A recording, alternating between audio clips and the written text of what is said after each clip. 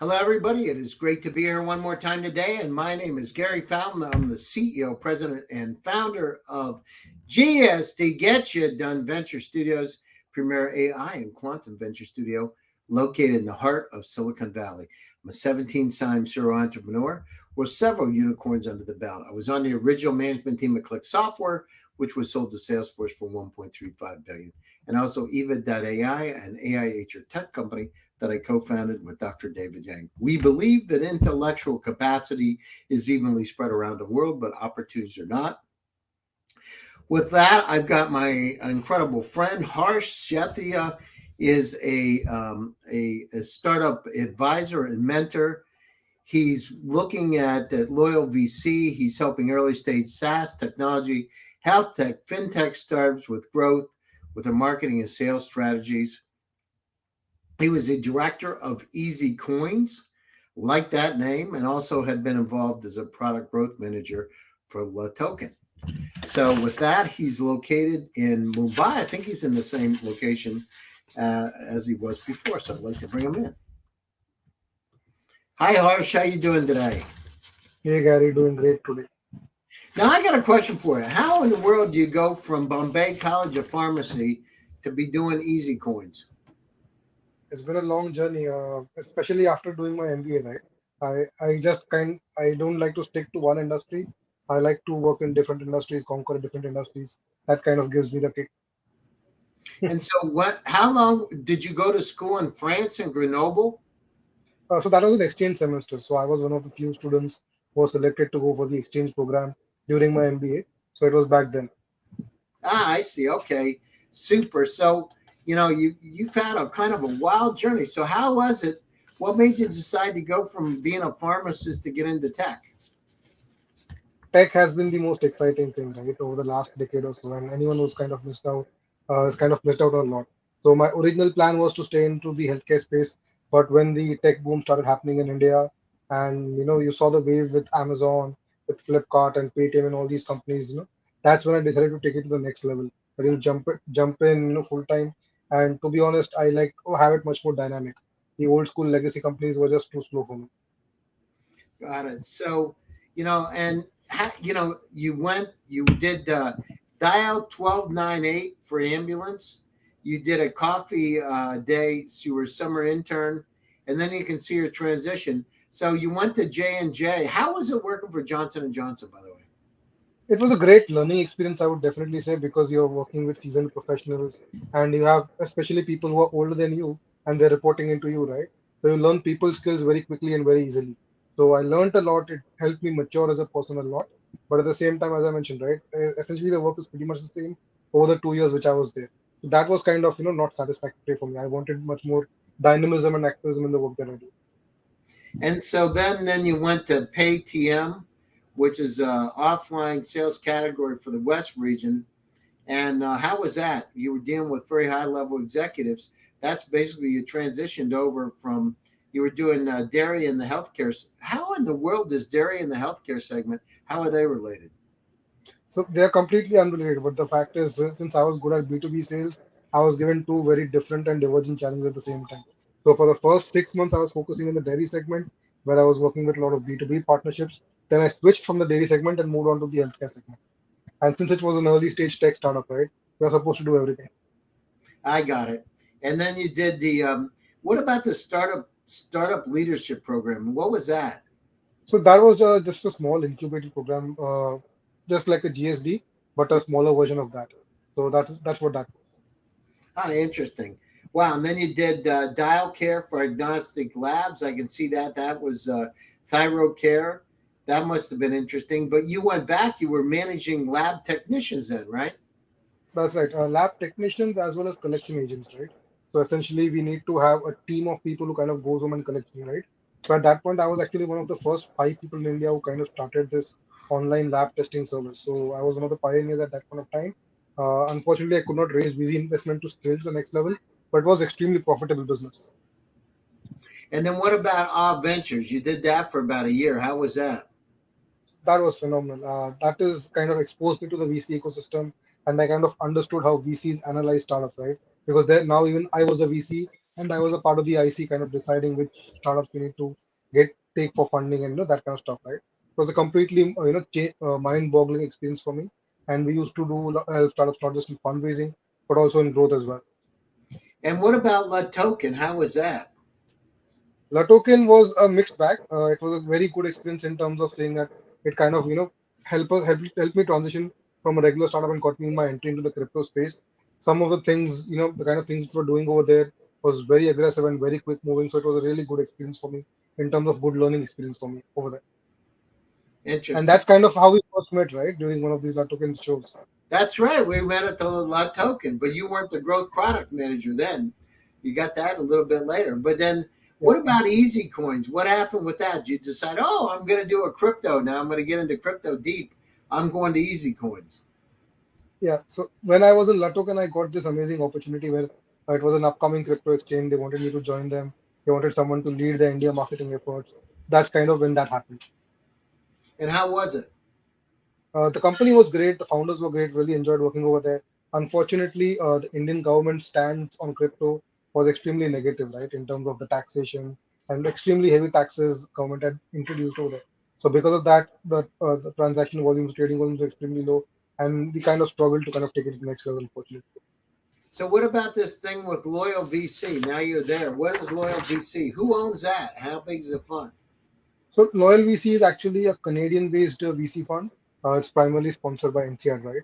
So people who are ex-NCR alumni, they get to be a part of Loyal VC, and I'm acting as a mentor and consultant over there. So any of the portfolio startups need help with growing their business, right? I kind of chip in and help them with the entire strategy over there, and help set up the processes for them.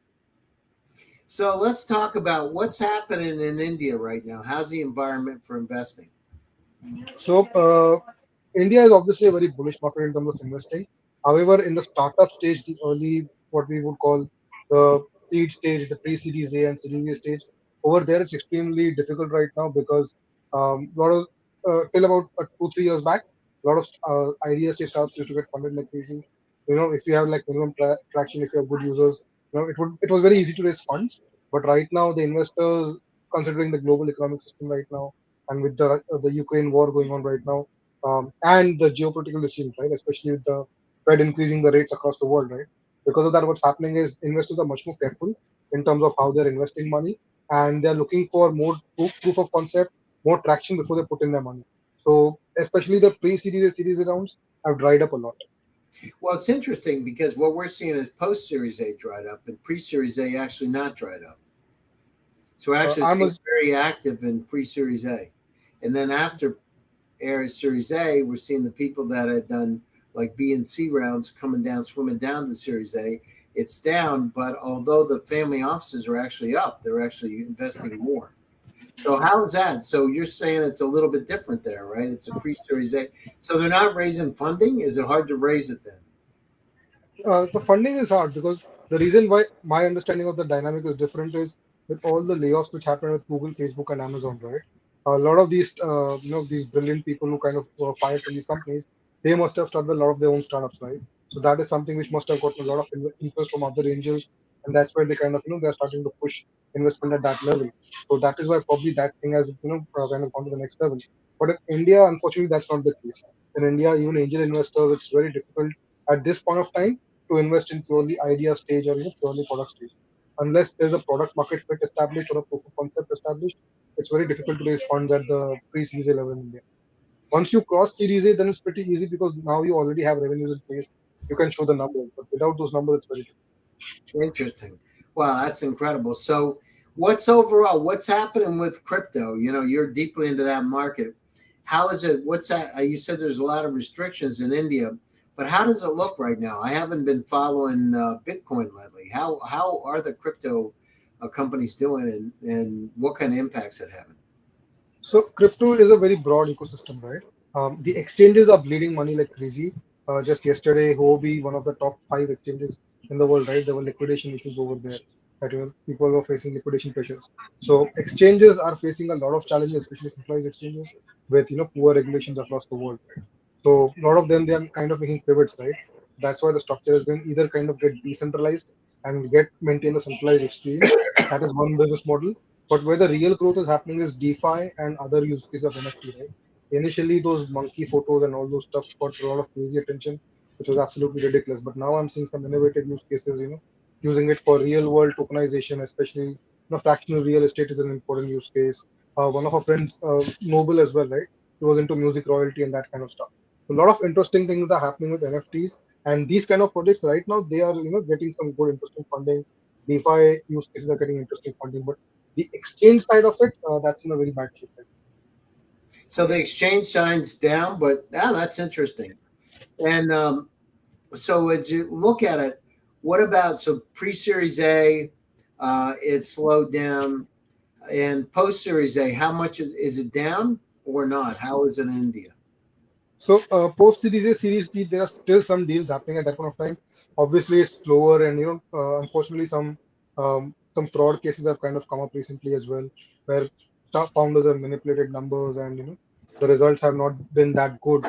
So that's why the VCs and the investors are extremely careful about that, and especially what happened with Sequoia. So that also kind of created a huge turbulence in the ecosystem. Well, it's interesting because the family offices we're talking to have a lot of money on the sidelines, and they're investing in our companies. It's quite interesting, actually. So we're Yeah, seeing yeah.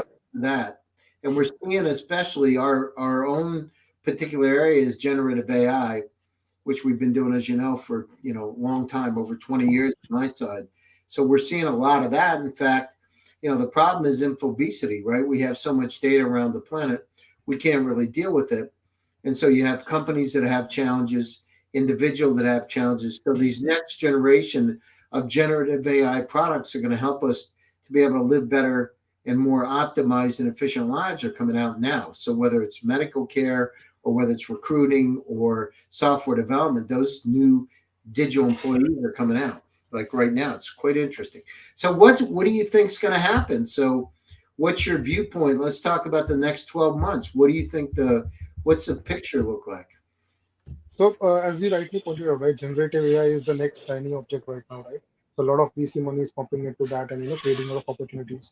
One interesting thing which I'm seeing with generative AI is, so you and I have already seen this, right? Chatbots, the large companies, they were using it 6, 7 years back. They would pay millions of dollars to get these customized chatbots for these businesses. What generative AI has done is even small local businesses, with the help of Zapier integration with ChatGPT, they can get those kind of chatbots for themselves at just a few $100s a month. I mean, I'm kind of helping them with setting up that for their business. It becomes Now, extremely easy for them, right? let's talk about it, Harsh. Where do you see them? What are you working on right now? So what I'm working on right now is so the chatbots, which is a big company we're working on.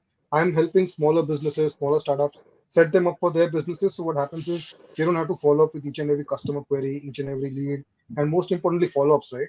Most businesses they forget to follow up with their past customers. So I'm setting up these automations with the help of ChatGPT and Zapier to ensure that that is taken care of and that increases the lifetime value and the AUM of the business. That's primarily what I'm focusing on right now. And that's where I see at least the current stage of generative AI coming in. But going forward in the future, generative AI is going to take a lot more important shape, especially in terms of healthcare in India, because healthcare, even right now in India, is very, in terms of tech, it's still 20 years behind, right? So that's where I see a lot of applications coming in over there, What did where you say? it becomes much. Healthcare is 20 years behind. Use of tech in healthcare in India, that's kind of like 20 years behind. You got some of the best doctors on the planet Earth. They have the best doctors, some of the best surgeons are there in India, but in terms of tech, they just don't believe in tech at all. So they don't want to get tech friendly. Doctors just aren't tech friendly in India. You got the greatest doctors that don't have the tools to do the job. They have the tools, they don't want to use the tools. Wow, why is that? I've been baffled myself as in what is the worry, why they have been so tech phobic, but it's been ridiculous to kind of see why the doctors have been very tech phobic in India in terms of adoption, right? There have been handwriting recognition startups which digitizes prescriptions. There have been blockchain kind of startups where it would digitize patient records and act as an EHR over there and all that stuff. But the doctors have just not been kind of they just not taken to that. Even if it means like increasing 1% of their work, they're like, we don't want to do it. We'll forget about it. That's the problem. And That because there is no that's unbelievable, right? Because it's like you would think they'd want the latest technology to be able to help make their job much better. exactly, probably one of the reasons which I kind of see is they don't want their patient data to be kind of be stored in a centralized repository. which other doctors can see, right? So probably it's a territorial thing, I don't know, but it's just been very, very difficult to get doctors to adopt new technology. And because of the scarcity of doctors, you can't even kind of pressure them because they are far more valuable because of their scarcity in India. Really unbelievable. I thought India is putting out a lot of doctors. I mean, it's like some of the best medical schools on the planet Earth are in India. The quality of medical schools is amazing, the quality of surgeons is amazing, but with the population of 140 crores, which is like 1.4 trillion population, right? It just becomes impossible to kind of manage that. 140 billion, so 1.4 billion, sorry. I was going to say, boy, oh boy, we've added a few people in India lately, haven't we? It's Yeah. amazing.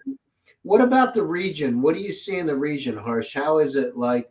What's it look like in the startup scene in other parts of Asia from your view? I mean, what are you seeing there? So one very interesting thing which I'm seeing is Dubai has been really phenomenal, right? I was in Dubai in October last year, and it was amazing to kind of see the vibrancy, the kind of culture over there, the kind of support that people are getting over there. It's absolutely phenomenal. In fact, I a lot of times say Dubai is the Silicon Valley of the East, right? Because of how easy it is to set up business over there, how you have the entire setup, the infrastructure is phenomenal, and with the close proximity to India, the tech talent availability of India with Dubai setup, it's become absolutely phenomenal. And with just an hour, 1.5 hour of time zone difference, right?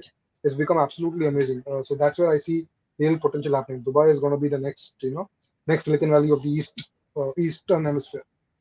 So now you're going to move to Dubai, or are you going to stay in India? Currently, I do plan to stay in India. Let's see where the future takes us. But definitely, even if I move to Dubai, I'll have one foot in India and one foot in Dubai. I can't leave India because India is still huge, huge, huge market and growing exponentially. That's amazing.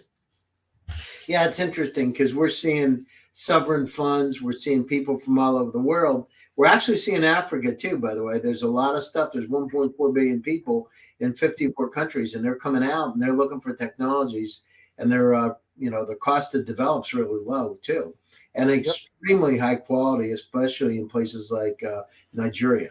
yep, Incredible, yep. folks. That's One amazing. interesting one interesting point I would like to add here is about Africa is right. Until recently, I wasn't aware that Botswana is a very rich country in Africa. They have phenomenal tech talents and a lot of money over there, and phenomenal per capita income over there, right? So countries like Nigeria, Botswana, Kenya, they are doing absolutely phenomenal. That's amazing. And how big is the country? Sorry, How big is it? the country is not that big, surprisingly. Botswana is not that huge, but in terms of wealth, power, and everything, it's absolutely phenomenal. Wow, that's amazing. Okay, sounds great. So tell us about, what other kind of things you said about generative AI. How big is generative AI in India right now? In India, it is still not at that level because uh, generative AI people are still kind of using it for basic content generation, using it just for social media content, writing email copy, and it's just a scratching of the surface right now. Once they figure out the automations and the integrations, which I'm doing for a handful of customers, right, that's when the true beauty will arise, right? That's right now the cost is kind of prohibiting them, and they're not unable to see the bigger picture of how much new revenue can be generated from there. But once they start to do that and start to use it as a real chatbot, right? I'm sure most people when they use chatbot and once they if the response is something which they do not understand, right? If the chatbot does not understand, they'll say, "I'm sorry, I could not understand the response and it doesn't make sense." That's what the kind of response, is, and that leaves a very bad experience. But when you use generative AI over there, right? It takes the customer support, it takes your new employee onboarding, your new training onboarding, your inventory management. It takes them to a completely different level, and that's where I see a lot of use cases happening over there. Interesting. I wrote an article in 2020 about GPT-3, and people said to me, "You're crazy. This is never going to happen." I remember in 2016, David Yang and I developed some patents for a company we co-founded called Findo, and we were using variational autoencoders, ladder networks, scans, knowledge graphs, ontology. They're the same things. I mean, generative AI minus the transformer models, and weren't there yet. And we did that. People said, "Oh, this is never going to happen. Nobody's going to use this unsupervised AI, generative AI. It's just going to take 20 years, 25 years." And we're saying at the time, you believe in it, but maybe you're wrong. You're thinking to yourself, well, maybe I'm wrong. We said, no, it's going to happen. And guess what? It did. July 2020 is when I wrote the article, and I never forget. which is December.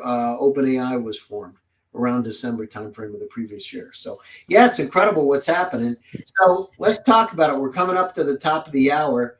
Talk about your summary, closing thoughts, and how do people get a hold of you, Harsh? So I definitely see generative AI the way it's being used right now is just a stepping stone, right? There are still far more use cases. Creating content is one part of it. Once you start using it to automate your entire business operations, right, then you see the kind of real beauty of it. And most importantly, if you have a lot of human element involved, there are bound to be mistakes, there are bound to be errors, and those kind of things need to be fixed, right? You need to plug those gaps over there. Otherwise, the funnel is completely leaky, and you're losing out on revenue which you are not even aware that you're losing out, right? That's where the generative AI kind of comes in, and more startups, more and more businesses, once they start adopting that, they'll start to figure out how they can do it, and then they'll realize the beauty of it. So that is where I see kind of generative AI going forward. And if anyone wants to reach me, they can reach me on LinkedIn at Shethia. We'll be happy to have a basic discussion regarding how we can help them. Sounds great, Harsh. Thanks for taking time out of your busy schedule to join me today. I appreciate it. And to all my audience out there, my name is Gary Fowler. I'm the CEO, president, founder of GSD Get You Done Venture Studios. Remember, stay happy, stay safe, and stay healthy. I will be back again to you again on Thursday with another exciting edition. Take care, everybody. Take care, Harsh. See you later. Stay tuned. We will be back. Thank you.